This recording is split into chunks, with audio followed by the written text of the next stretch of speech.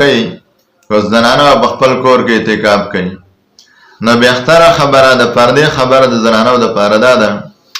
چې دا په خپل کور کې اعتکاف وکړي ځکه زمونږ دا ماحول نن سبا دومره ګنده شوی دی زمونږ دا خلک نن سبا دومره چې کم دی خراب شوي دي په خلکو کې هغه دیني چې کم هغه توجه ده یا کم یقین دی یا د الله نه کم یره ده دا د مسلمانانو پورته شوی ده دا صرف په دې دی چې بل مسلمان ته ضرر ورکمه او د بل مسلمان بې عزتي وکمه نو لهذا په داسې وختونو کې خپل زنانه جماعتونه لګل اول د اعتکاف ته کېنول او بل دا ده چې په دې وخت کې څومره چې بدامني ده او څومره بد حالات دي په جماعتونو کې سلیماګانې محفوظ دي د زناګانو اړې محفوظ دي او دفتر محفوظ دي عدالتونه محفوظ دي قچرۍ محفوظ دي نور چې کوم دی هغه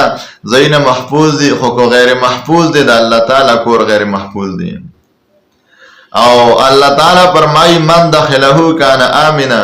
د الله تعالی کور د څوک راځي دا په امن کې لیکن اوس د الله د کور دا حل جوړ شوی دی نو لهذا زنانه د خپل کورونو کې اعتکاف کوي او طرف ته د کم د کین او اذر د الله ذکر یاد کوي د نورو زنانو سره خبرې کوي خو د خیر خبرې او د سم دې نه کوي چې بوډۍ به اعتکاف ته ناسته ده او خود ول خپل ماشومان راوړي زنګوګان ګرچا په روزړن دي دا واړم زنګي او یو خود ول کم د غیبت لرازي